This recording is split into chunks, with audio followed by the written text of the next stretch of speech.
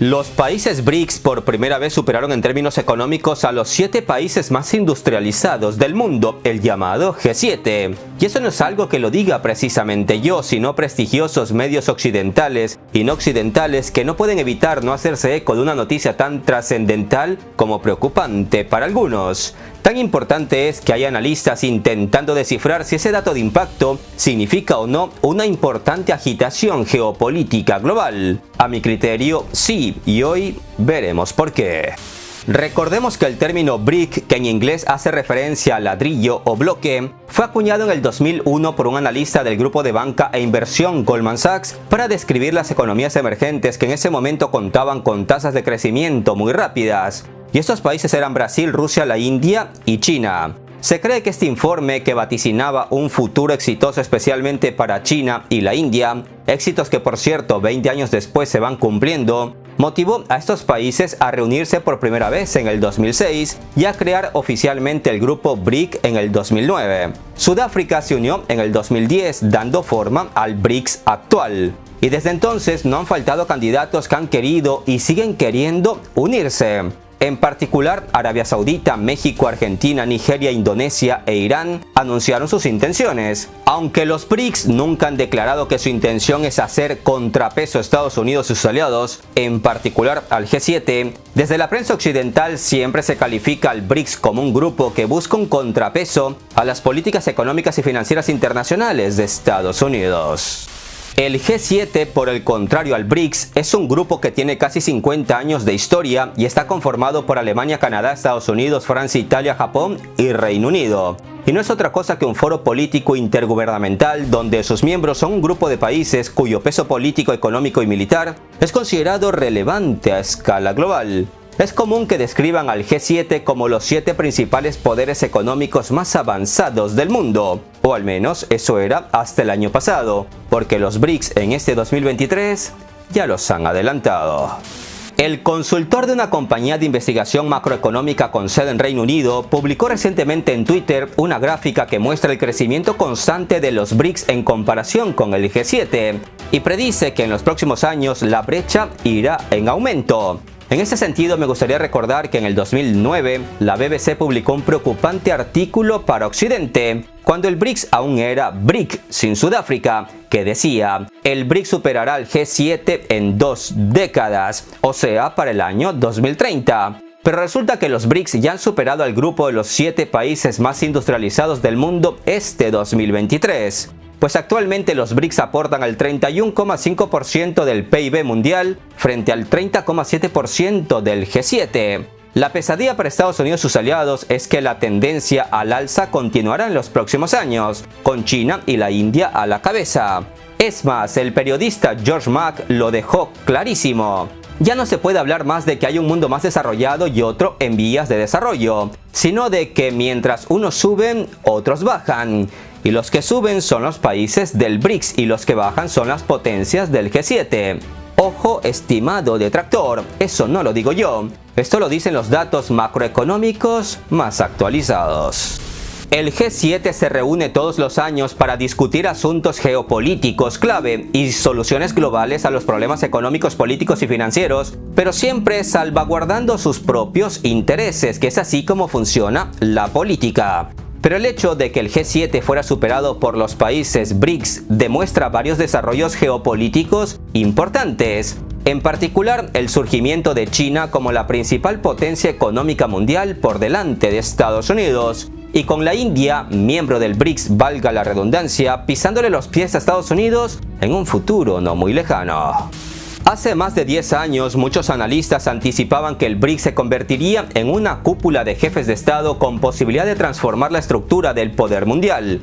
Este grupo apunta a una transferencia de poder y de dinero de los viejos países desarrollados hacia las nuevas naciones emergentes, decía en el 2009 Riordan Roeth, director del Programa de las Américas de la Universidad de Hopkins en Washington. Según opinaba Roeth hace más de una década, los viejos acuerdos internacionales establecidos por las grandes potencias como el de Bretton Woods, que dio origen al FMI y el Banco Mundial en 1944, están muertos. Bueno, en realidad estos organismos siguen vivos, pero muchos países ahora prefieren pedirle prestado dinero a China que al FMI. Y con toda la tensión geopolítica actual, muchos países empiezan a usar monedas distintas al dólar en las transacciones internacionales. No vaya a ser que el tío Sam les congele sus dolaritos. Por otro lado, la influencia económica de los BRICS podría ir en aumento a corto plazo debido al creciente número de países que expresan su interés en unirse al grupo. Sepan que muy pronto, en agosto, se llevará a cabo en Sudáfrica la siguiente cumbre del BRICS. Y se espera que se discuta la aceptación de nuevos miembros y, lo que es más importante, se discutirá la idea de crear una moneda común. Y es que muchos países se han dado cuenta que Estados Unidos puede en cualquier momento prohibirles el uso de dólares, como lo hizo con Rusia recientemente. Y como gran parte de las reservas de divisas de todos los países del mundo están valoradas en dólares, es un dinero que Estados Unidos puede congelar en cualquier momento. Ese es el peligro de tener dólares si no te alineas con las políticas de Washington.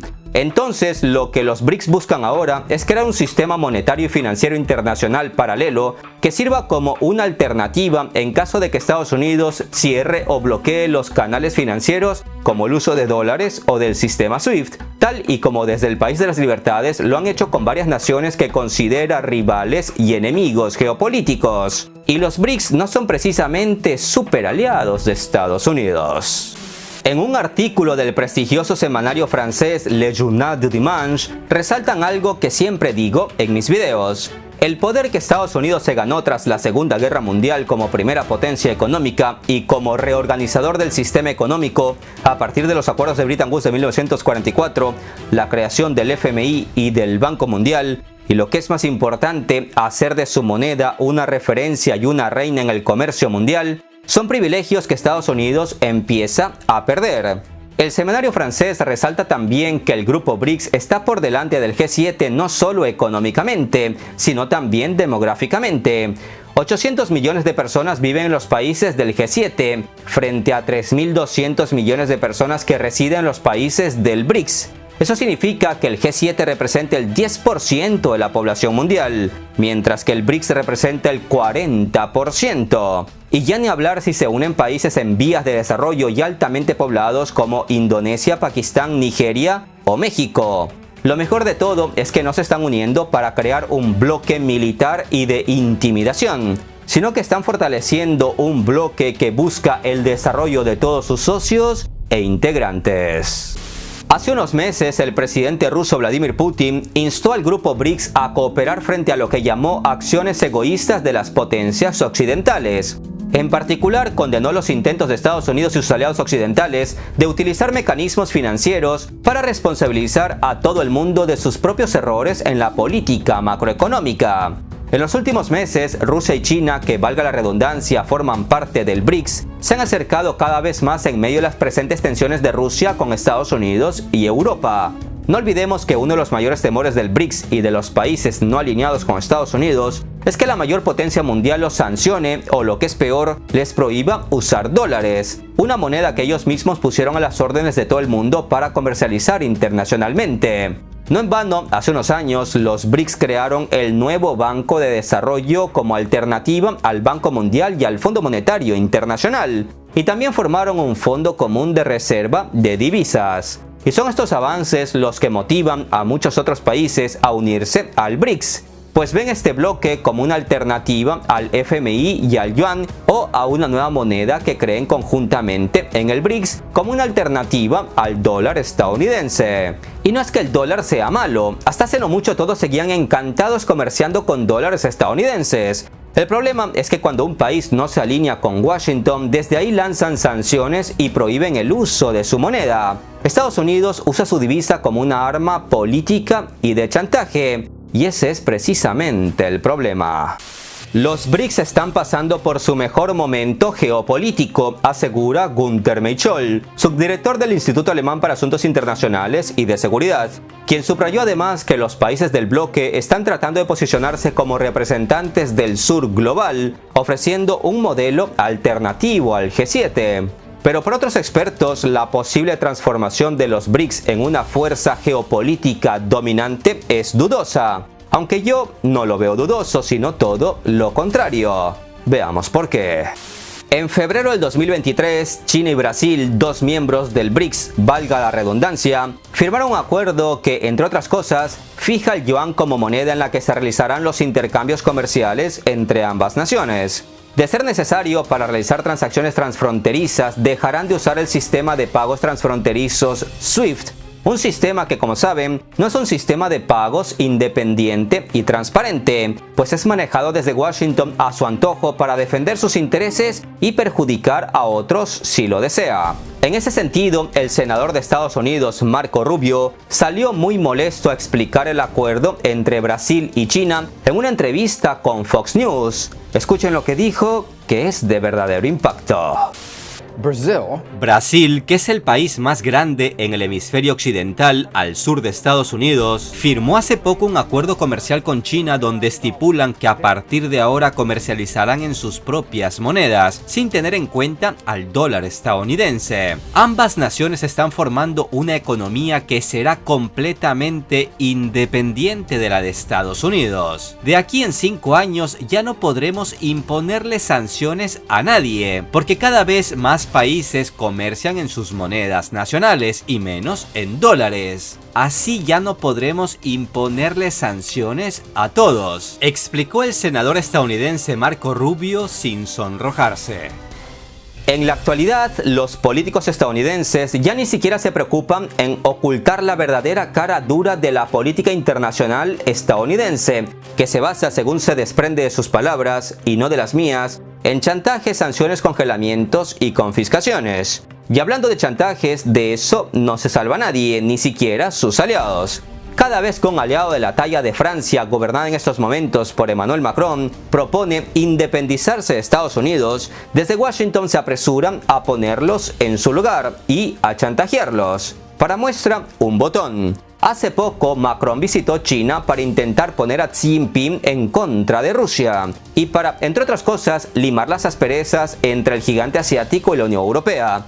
Asperezas que, dicho sea de paso, fueron creadas por Estados Unidos. Macron, tras ese encuentro con el líder chino, regresó a su jardín con unas perlas bastante curiosas, como que Europa debe buscar una independencia militar de Estados Unidos, con que Europa debe usar menos el dólar y en general que Europa debe empezar a tener una política independiente de Estados Unidos, no hacer la seguidilla a Estados Unidos y no meterse en conflictos ajenos donde su gran aliado siempre los involucra, citando por ejemplo el conflicto entre China y Taiwán, donde según Macron la Unión Europea no debería involucrarse. El senador estadounidense Marco Rubio otra vez salió al paso y tuvo unas duras palabras contra Macron. Escuchemos con atención.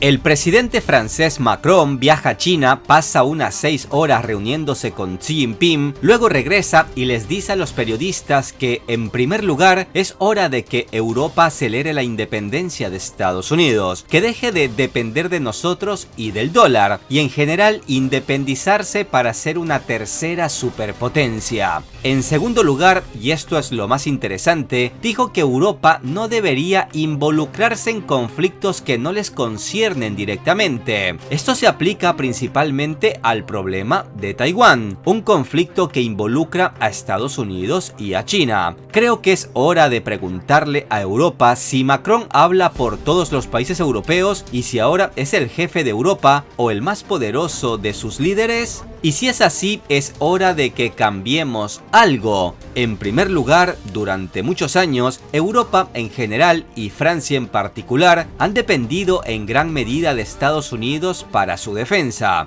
De hecho, cuando Macron decidió jugar a ser una superpotencia global y enviar tropas al norte de África para luchar contra el terrorismo, ni siquiera logró llevar a sus tropas allí. Los llevamos nosotros y también fuimos nosotros los que llevamos a sus tropas de regreso a casa. Francia ni siquiera fue capaz de trasladar allí a sus propios soldados. Si se separan de nosotros y siguen su propio camino bajo el liderazgo de Macron, nos ahorrarán mucho dinero. Y hablando de no involucrarse en otros conflictos extranjeros, uno debería preguntar a los europeos si realmente Macron habla en nombre de toda Europa, porque en este momento estamos bastante comprometidos en el problema ucraniano y gastamos mucho dinero de nuestros contribuyentes en este conflicto, aunque el conflicto se desarrolla en territorio europeo. Y he apoyado todo esto porque estoy seguro de que es de interés nacional de Estados Unidos apoyar a nuestros aliados. Pero si la posición de nuestros aliados, en particular de Europa, si es que Macron habla en nombre de toda Europa, es la de no elegir bando en el conflicto entre Estados Unidos y China por Taiwán, tal vez tampoco necesitemos tomar partido en la cuestión ucraniana. Tal vez deberíamos decirles que nos centraremos en Taiwán y la amenaza que representa China, y que ellos se ocupen de Ucrania por su cuenta.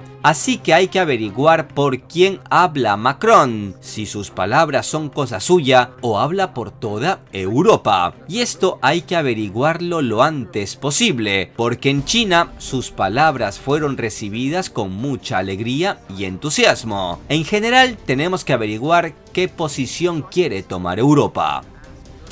Y aunque parezca que me he salido del tema central de este video, todo lo que ha dicho el senador estadounidense Marco Rubio es importante, porque Francia, que es miembro del G7, ha buscado un acercamiento con China, que es miembro del BRICS, donde parece que le prometió a Xi Jinping no entrometerse en el conflicto con Taiwán, ni con sanciones para Pekín, ni con apoyo militar para Taiwán, si es que China y Taiwán dan inicio a un conflicto armado. Estados Unidos ha dejado clara su postura desde hace tiempo, que va a apoyar a Taiwán más de lo que apoya a Ucrania, y espera lo mismo de sus aliados europeos, quienes con Macron a la cabeza parecen empezar a decir: momento, esa pelea de gallo no es de mi incumbencia. Para terminar el video me gustaría dejarles unas recientes palabras de la directora del Fondo Monetario Internacional, quien dijo que la India y China, dos miembros del BRICS, valga la redundancia, protagonizarán la mitad del crecimiento mundial este 2023, al tiempo que casi todas las economías desarrolladas verán su crecimiento económico disminuir.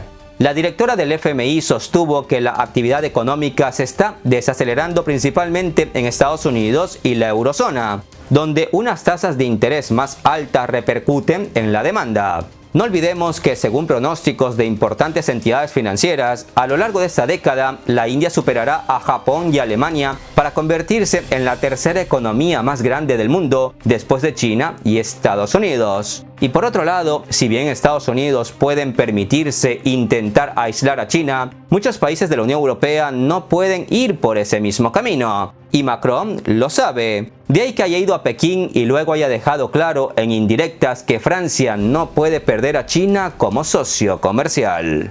Los caballos ganadores del BRICS son China y la India, en gran medida al ser los países más poblados del mundo, donde el consumismo es cada vez mayor, y en gran medida también por el ascenso económico de ambas naciones asiáticas, cuyo crecimiento año tras año va rompiendo récords. El resto de los países BRICS cumplen funciones diferentes, pero en muchas áreas de gran relevancia.